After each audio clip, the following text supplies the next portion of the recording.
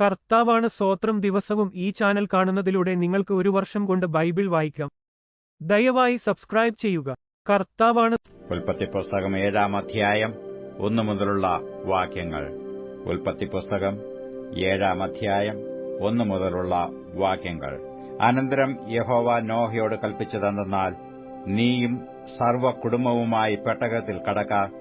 ഞാൻ നിന്നെ ഈ തലമുറയിൽ എന്റെ മുമ്പാകെ നീതിമാനായി കണ്ടിരിക്കുന്നു.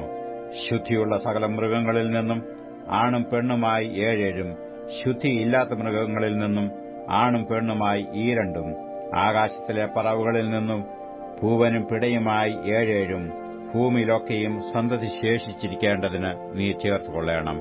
ഇനി 7 ദിവസം കഴിഞ്ഞിട്ട് ഞാൻ ഭൂമിയിൽ 40 രാവും 40 പകലും മഴ പെയ്യിക്കും. ഞാൻ ഉണ്ടാക്കിയിട്ടുള്ള സകല ജീവജാലങ്ങളെയും ഭൂമിയിൽ നിന്നും നശിപ്പിക്കും. യഹോവ തന്നോട് കൽപ്പിച്ച പ്രകാരമൊക്കെയും നോഹ ചെയ്തു. ഭൂമിയിൽ ജലപ്രളയമുണ്ടായപ്പോൾ നോഹയ്ക്ക് 600 വയസ്സായിരുന്നു. നോഹയും പുത്രന്മാരും അവന്റെ ഭാര്യയും പുത്രന്മാരുടെ ഭാര്യമാരും ജലപ്രളയം നിമിത്തം പെട്ടകത്തിൽ കടന്നു. ശുദ്ധിയുള്ള മൃഗങ്ങളിൽ നിന്നും പറവകളിൽ നിന്നും ഭൂമിയിലുള്ള ഇഴജാതിയിൽ നിന്നൊക്കെയും ദൈവം നോഹയോട് കൽപ്പിച്ച പ്രകാരം ഈരണ്ട് ആണും പെണ്ണുമായി നോഹയുടെ അടുക്കൽ വന്ന് പെട്ടകത്തിൽ കടന്നു. 7 ദിവസം കഴിഞ്ഞ ശേഷം ഭൂമിയിൽ ജലപ്രളയം തുടങ്ങി. നോഹയുടെ ആയുസിന്റെ 600-ാം സംവത്സരത്തിൽ 2-ാം മാസം 17-ാം തീയതി അന്ന് തന്നെ ആഴിയുടെ ഉറവുകളൊക്കെയും പിളർന്നു. ആകാശത്തിന്റെ കിളിവാതിലുകളും തുറന്നു. 40 രാവും 40 പകലും ഭൂമിയിൽ മഴ പെയ്തു. അന്ന് തന്നെ നോഹയും നോഹയുടെ പുത്രന്മാരായ ശേമും ഹാമും യാഫേത്തും നോഹയുടെ ഭാര്യയും അവന്റെ പുത്രന്മാരുടെ 3 ഭാര്യമാരും പെട്ടകത്തിൽ കടന്നു. അവരും അതത് തരം കാട്ടുമൃഗങ്ങളും അതത് തരം കന്നുകാലികളും നിലത്ത് ഇഴയുന്ന അതത് തരം ഇഴജാതിയും അതത് തരം പറവകളും അതത് തരം പക്ഷികളും തന്നെ. ജീവശ്വാസമുള്ള സർവ്വജഡത്തിൽ നിന്നും ഈരണ്ട് നോഹയുടെ അടുക്കൽ വന്ന് പെട്ടകത്തിൽ കടന്നു. ദൈവം അവനോട് കൽപ്പിച്ചതുപോലെ അകത്ത് കടന്നവ സർവ്വജഡത്തിൽ നിന്നും ആണും പെണ്ണുമായി കടന്നു. യഹോവ വാതിലടച്ചു. ഭൂമിയിൽ 40 ദിവസം ജലപ്രളയം ഉണ്ടായി. വെള്ളം വർദ്ധിച്ചു. പെട്ടകം പൊങ്ങി നിലത്തുനിന്ന് ഉയർന്നു. വെള്ളം പൊങ്ങി ഭൂമിയിൽ ഏറ്റവും പെരുകി. പെട്ടകം വെള്ളത്തിൽ ഒഴുകിത്തുടങ്ങി. വെള്ളം ഭൂമിയിൽ അത്യധികം പൊങ്ങി. ആകാശത്തെയും കീഴങ്ങുമുള്ള ഉയർന്ന പർവ്വതങ്ങളൊക്കെയും മൂടിപ്പോയി.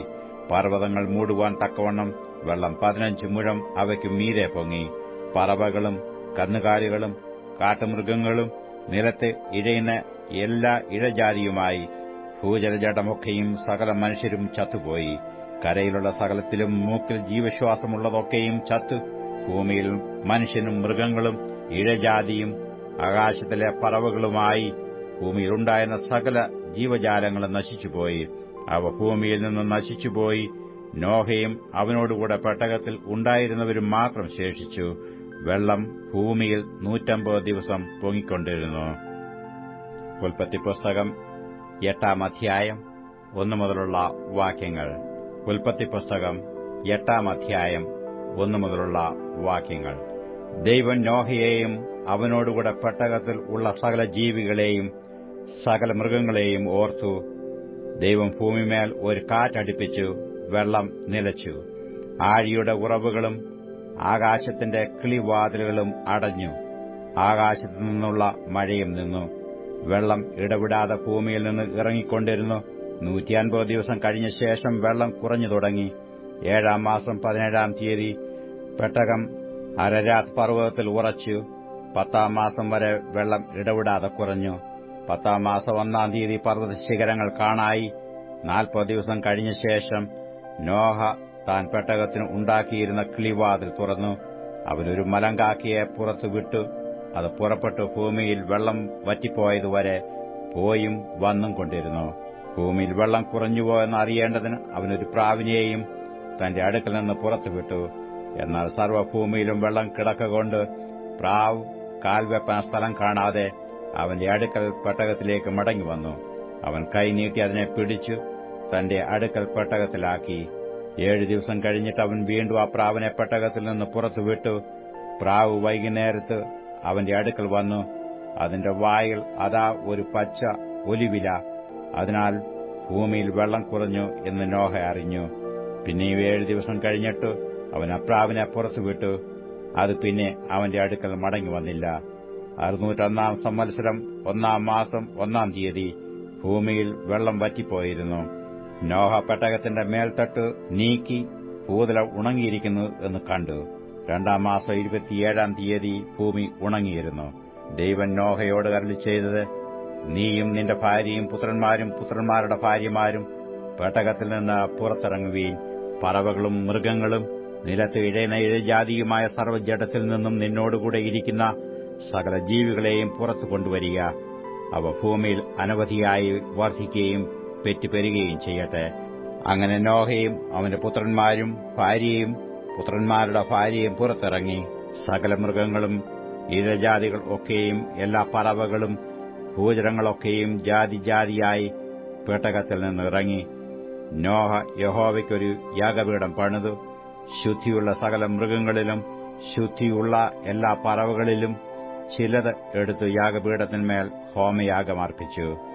യഹോവ സൗരഭ്യവാസന മണത്തപ്പോൾ യഹോവ തന്റെ ഹൃദയത്തിൽ അരുളിച്ചെയ്തത്, ഞാൻ മനുഷ്യന്റെ നിമിത്തം ഇനി ഭൂമിയെ ശപിക്കയില്ല. മനുഷ്യന്റെ മനോനിരൂപണം ബാല്യം മുതൽ ദോഷമുള്ളത് ആകുന്നു. ഞാൻ ചെയ്തതുപോലെ സകല ജീവികളെയും ഇനി നശിപ്പിക്കയില്ല. ഭൂമിയുള്ള കാലത്തോളം വിതയും കൊയ്ത്തും ശീതവും ഉഷ്ണവും വേനലും വർഷവും രാവും പകലും നിന്നുപോകുകയുമില്ല. മത്തായി എഴുതിയ സുവിശേഷം 7 അധ്യായം 1 മുതലുള്ള വാക്യങ്ങൾ. മത്തായി എഴുതിയ സുവിശേഷം 7 അധ്യായം 1 മുതലുള്ള വാക്യങ്ങൾ. നിങ്ങൾ വിധിക്കപ്പെടാതിരിക്കേണ്ടതിന് വിധിക്കരുത്. നിങ്ങൾ വിധിക്കുന്ന വിധിയിൽ നിങ്ങളെയും വിധിക്കും. നിങ്ങൾ അളക്കുന്ന അളവിനാൽ നിങ്ങൾക്കും അളന്നു കിട്ടും. എന്നാൽ സ്വന്തം കണ്ണിലെ കോൽ ഓർക്കാതെ സഹോദരന്റെ കണ്ണിലെ കരട് നോക്കുന്നതെന്ത്? അല്ല, സ്വന്തം കണ്ണിൽ കോലിരിക്കെ നീ സഹോദരനോട് നില്ല്, നിന്റെ കണ്ണിൽ നിന്ന് കരട് എടുത്തുകളയട്ടെ എന്ന് പറയുന്നത് എങ്ങനെ? കപടഭക്തിക്കാരാ, മുമ്പ് സ്വന്തം കണ്ണിൽ നിന്ന് കോൽ എടുത്തുകളക, പിന്നെ സഹോദരന്റെ കണ്ണിൽ നിന്ന് കരട് എടുത്തുകളവാൻ വെടിപ്പായി കാണും. വിശുദ്ധമായത് നായ്ക്കൾക്ക് കൊടുക്കരുത്. നിങ്ങളുടെ മുത്തുകളെ പന്നികളുടെ മുമ്പിൽ ഇടുകയുമരുത്. അവ കാൽ കൊണ്ട് അവയെ ചവിട്ടുകയും തിരിഞ്ഞ് നിങ്ങളെ ചീന്തിക്കളയുകയും ചെയ്യുവാൻ ഇടവരരുത്. യാചിപ്പീൻ എന്നാൽ നിങ്ങൾക്ക് കിട്ടും, അന്വേഷിപ്പീൻ എന്നാൽ നിങ്ങൾ കണ്ടെത്തും, മുട്ടുവീൻ എന്നാൽ നിങ്ങൾക്ക് തുറക്കും. യാചിക്കുന്ന ഏവനും ലഭിക്കുന്ന, അന്വേഷിക്കുന്നവൻ കണ്ടെത്തുന്നു, മുട്ടുന്നവന് തുറക്കും. മകൻ അപ്പം ചോദിച്ചാൽ അവന് കല്ല് കൊടുക്കുന്ന മനുഷ്യൻ നിങ്ങളിൽ ആരുള്ളൂ? മീൻ ചോദിച്ചാൽ അവനെ പാമ്പിനെ കൊടുക്കുമോ? അങ്ങനെ ദോഷികളായ നിങ്ങൾ നിങ്ങളുടെ മക്കൾക്ക് നല്ല ദാനങ്ങളെ കൊടുപ്പാൻ അറിയുന്നുവെങ്കിൽ സ്വർഗ്ഗസ്ഥനായ നിങ്ങളുടെ പിതാവ് തന്നോട് യാചിക്കുന്നവർക്ക് നന്മ എത്രയധികം കൊടുക്കും. മനുഷ്യർ നിങ്ങൾക്ക് ചെയ്യണമെന്ന് നിങ്ങൾ ഇച്ഛിക്കുന്നതൊക്കെയും നിങ്ങൾ അവർക്കും ചെയ്യുവീൻ. ന്യായപ്രമാണവും പ്രവാചകന്മാരും ഇതുതന്നെ. ഇടുക്കുവാതിലൂടെ അകത്ത് കടപ്പീൻ. നാശത്തിലേക്ക് പോകുന്ന വാതിൽ വീതിയുള്ളതും വഴി വിശാലവും അതിൽ കൂടി കടക്കുന്നവർ അനേകരുമാകുന്നു. ജീവങ്കിലേക്ക് പോകുന്ന വാതിൽ ഇടുക്കവും വഴി ഞെരുക്കവുമുള്ളത്, അത് കണ്ടെത്തുന്നവർ ചുരുക്കമത്രേ. കള്ളപ്രവാചകന്മാരെ സൂക്ഷിച്ചുകൊള്ളുവീൻ. അവർ ആടുകളുടെ വേഷം പൂണ്ട് നിങ്ങളുടെ അടുക്കൽ വരുന്നു, അകമേയോ കടിച്ചു കീറുന്ന ചെന്നായ്ക്കളാകുന്നു. അവരുടെ ഫലങ്ങളാൽ നിങ്ങൾക്കും അവരെ തിരിച്ചറിയാം. മുള്ളുകളിൽ നിന്ന് മുന്തിരിപ്പഴവും ഞെരിഞ്ഞിലുകളിൽ നിന്ന് അത്തിപ്പഴവും പറിക്കുമാറുണ്ടോ? നല്ല വൃക്ഷമൊക്കെയും നല്ല ഫലം കായ്ക്കുന്നു, ആകാത്ത വൃക്ഷമോ ആകാത്ത ഫലം കായ്ക്കുന്നു. നല്ല വൃക്ഷത്തിനും ആകാത്ത ഫലവും ആകാത്ത വൃക്ഷത്തിനും നല്ല ഫലവും കായ്പാൻ കഴിയുകയില്ല. നല്ല ഫലം കായ്ക്കാത്ത വൃക്ഷമൊക്കെയും വെട്ടി തീയിലിടുന്നു. ആകയാൽ അവരുടെ ഫലത്താൽ നിങ്ങൾ അവരെ തിരിച്ചറിയും. എന്നോട് കർത്താവേ കർത്താവേ എന്ന് പറയുന്നവൻ ഏവനുമല്ല, സ്വർഗ്ഗസ്ഥനായ എന്റെ പിതാവിന്റെ ഇഷ്ടം ചെയ്യുന്നവൻ അത്രേ സ്വർഗ്ഗരാജ്യത്തിൽ കടക്കുന്നത്. കർത്താവേ കർത്താവേ, നിന്റെ നാമത്തിൽ ഞങ്ങൾ പ്രവചിക്കുകയും നിന്റെ നാമത്തിൽ ഭൂതങ്ങളെ പുറത്താക്കുകയും നിന്റെ നാമത്തിൽ വളരെ വീര്യപ്രവൃത്തികൾ പ്രവർത്തിക്കുകയും ചെയ്തില്ലയോ എന്ന് പലരും ആ നാളിൽ എന്നോട് പറയും. അന്ന് ഞാൻ അവരോട്, ഞാൻ ഒരു നാൾ നിങ്ങളെ അറിഞ്ഞിട്ടില്ല, അധർമ്മം പ്രവർത്തിക്കുന്നവരെ എന്നെ വിട്ടു പോകുവീനെന്ന് തീർത്തു പറയും. ആകയാൽ എന്റെ ഈ വചനങ്ങളെ കേട്ട് ചെയ്യുന്നതിനൊക്കെയും പാറമേൽ വീട് പണിത ബുദ്ധിയുള്ള മനുഷ്യനോട് തുല്യനാകുന്നു. വൻമഴ ചൊരിഞ്ഞു, നദികൾ പൊങ്ങി, കാറ്റടിച്ചു, ആ വീട്ടിന്മേൽ അലച്ചു. അത് പാറമേൽ അടിസ്ഥാനമുള്ളതാകയാൽ വീണില്ല. എന്റെ ഈ വചനങ്ങളെ കേട്ട് ചെയ്യാത്തവനൊക്കെയും മണലിന്മേൽ വീട് പണിത മനുഷ്യനോട് തുല്യനാകുന്നു. വൻമഴ ചൊരിഞ്ഞു, നദികൾ പൊങ്ങി, കാറ്റടിച്ചു, ആ വീട്ടിന്മേൽ അലച്ചു. അത് വീണു. അതിന്റെ വീഴ്ച വലിയതായിരുന്നു. ഈ വചനങ്ങളെ യേശു പറഞ്ഞു തീർന്നപ്പോൾ പുരുഷാരം അവന്റെ ഉപദേശത്തിൽ വിസ്മയിച്ചു. അവരുടെ ശാസ്ത്രിമാരെ പോലെയല്ല, അധികാരമുള്ളവനായിട്ടത്രേ അവൻ അവരോട് ഉപദേശിച്ചത്. മത്തായി എഴുതിയ സുവിശേഷം 8-ാം അധ്യായം 1 മുതലുള്ള വാക്യങ്ങൾ. മത്തായി എഴുതിയ സുവിശേഷം 8-ാം അധ്യായം 1 മുതലുള്ള വാക്യങ്ങൾ. അവൻ മലയിൽ നിന്ന് ഇറങ്ങി വന്നാറെ വളരെ പുരുഷാരം അവനെ പിന്തുടർന്നു. അപ്പോൾ ഒരു കുഷ്ഠരോഗി വന്നു അവനെ നമസ്കരിച്ച്, കർത്താവേ, നിനക്ക് മനസ്സുണ്ടെങ്കിൽ എന്നെ ശുദ്ധമാക്കുവാൻ കഴിയും എന്ന് പറഞ്ഞു. അവൻ കൈനീട്ടി അവനെ തൊട്ടു, എനിക്ക് മനസ്സുണ്ട്, നീ ശുദ്ധമാക എന്ന് പറഞ്ഞു. ഉടനെ കുഷ്ഠം മാറി അവൻ ശുദ്ധമായി.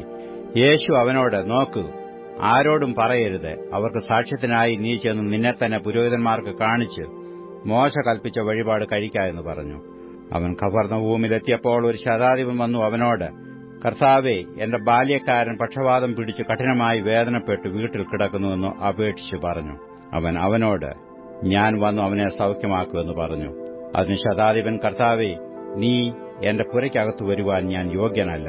ഒരു വാക്ക് മാത്രം കൽപ്പിച്ചാൽ എന്റെ ബാല്യക്കാരൻ സൌഖ്യം വരും. ഞാനും അധികാരത്തിന് കീഴുള്ള മനുഷ്യനാകുന്നു. എന്റെ കീഴിൽ പടയാളികളുണ്ട്. ഞാൻ ഒരുവനോട് പോക എന്ന് പറഞ്ഞാൽ അവൻ പോകുന്നു, മറ്റൊരുത്തനോട് വരിക എന്ന് പറഞ്ഞാൽ വരുന്നു. എന്റെ ദാസനോട് ഇത് ചെയ്യുക എന്ന് പറഞ്ഞാൽ അവൻ ചെയ്യുന്നു എന്ന് ഉത്തരം പറഞ്ഞു. അത് കേട്ടിട്ട് യേശു അതിശയിച്ചു. പിൻചെല്ലുന്നവരോട് പറഞ്ഞത്, ഇസ്രയേലിൽ കൂടി ഇത്ര വലിയ വിശ്വാസം കണ്ടിട്ടില്ല എന്ന് ഞാൻ സത്യമായിട്ട് നിങ്ങളോട് പറയുന്നു. കിഴക്കുനിന്നും പടിഞ്ഞാറ് നിന്നും അനേകർ വന്നു അബ്രഹാമിനോടും ഇസ്ഹാക്കിനോടും യാക്കോബിനോടും കൂടെ സ്വർഗരാജ്യത്തിൽ പന്തിക്കിരിക്കും.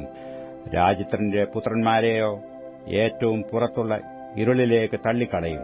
അവിടെ കരച്ചിലും പല്ലുകടിയും ഉണ്ടാകും എന്ന് ഞാൻ നിങ്ങളോട് പറയുന്നു. പിന്നെ യേശു ശതാധിപനോട്, പോക, നീ വിശ്വസിച്ചതുപോലെ നിനക്ക് ഭവിക്കട്ടെ എന്ന് പറഞ്ഞു. ആ നാഴികയിൽ തന്നെ അവന്റെ ബാല്യക്കാരന് സൌഖ്യം വന്നു. യേശു പത്രോസിന്റെ വീട്ടിൽ വന്നാറെ അവന്റെ അമ്മാവിയമ്മ പനി പിടിച്ചു കിടക്കുന്നത് കണ്ടു. അവൻ അവളുടെ കൈ തൊട്ടു, പനി അവളെ വിട്ടു. അവൾ എഴുന്നേറ്റു അവർക്ക് ശുശ്രൂഷ ചെയ്തു. വൈകുന്നേരമായപ്പോൾ പല ഭൂതഗ്രസ്തരെയും അവന്റെ അടുക്കൽ കൊണ്ടുവന്നു. അവൻ വാക്കൊണ്ട് ദുരാത്മാക്കളെ പുറത്താക്കി സകല ദീനക്കാർക്കും സൌഖ്യം വരുത്തി. അവൻ നമ്മുടെ ബലഹീനതകളെ എടുത്തു വ്യാധികളെ ചുമന്നു എന്ന് യെശയ്യാ പ്രവാചകൻ പറഞ്ഞു നിവൃത്തിയാകുവാൻ തന്നെ. എന്നാൽ യേശു തന്റെ ചുറ്റും വളരെ പുരുഷാരത്തെ കണ്ടാറെ അക്കരയ്ക്ക് പോകുവാൻ കൽപ്പിച്ചു. അന്ന് ഒരു ശാസ്ത്രി അവന്റെ അടുക്കൽ വന്നു, ഗുരു, നീ എവിടെ പോയാലും ഞാൻ നിന്നെ അനുഗമിക്കാമെന്ന് പറഞ്ഞു. യേശു അവരോട്, കുറിനരികൾക്ക് കുഴികളും ആകാശത്തിലെ പറവകൾക്ക് കൂടുമുണ്ട്, മനുഷ്യപുത്രനോ തലചായ്പാൻ ഇടമില്ല എന്ന് പറഞ്ഞു. ശിഷ്യന്മാരിൽ വേറൊരുത്തൻ അവനോട്, കർത്താവെ, ഞാൻ മുമ്പേ പോയി എന്റെ അപ്പനെ അടക്കം ചെയ്യുവാൻ അനുവാദം തരണമെന്ന് പറഞ്ഞു. യേശു അവനോട്, നീ എന്റെ പിന്നാലെ വരിക, മരിച്ചവർ തങ്ങളുടെ മരിച്ചവരെ അടക്കം ചെയ്യട്ടെ എന്ന് പറഞ്ഞു. അവൻ ഒരു പടകിൽ കയറിയപ്പോൾ അവന്റെ ശിഷ്യന്മാർ കൂടെ ചെന്നു. പിന്നെ കടലിൽ വലിയ ഓളമുണ്ടായിട്ട് പടക് തിരകളാൽ മുങ്ങുമാറായി. അവനോ ഉറങ്ങുകയായിരുന്നു. അവർ അടുത്തിയെന്ന്, കർത്താവെ, രക്ഷിക്കണമേ, ഞങ്ങൾ നശിച്ചു പോകുന്നു എന്ന് പറഞ്ഞു അവനെ ഉണർത്തി. അവൻ അവരോട്, അല്പവിശ്വാസികളെ, നിങ്ങൾ ഭീരുക്കളാകുവാൻ എന്ത് എന്ന് പറഞ്ഞ ശേഷം എഴുന്നേറ്റ് കാറ്റിനെയും കടലിനെയും ശാസിച്ചപ്പോൾ വലിയ ശാന്തതയുണ്ടായി.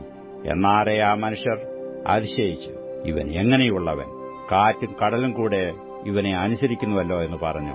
അവൻ അക്കരെ ഗദരേന്യരുടെ ദേശത്ത് എത്തിയാറെ 2 ഭൂതഗ്രസ്തർ ശവക്കല്ലറകളിൽ നിന്ന് പുറപ്പെട്ടു അവനെ എതിരേറ്റു വന്നു. അവർ അത്യുഗ്രന്മാർ ആയിരുന്നുകൊണ്ട് ആർക്കും ആ വഴി നടന്നുകൂടാഞ്ഞു.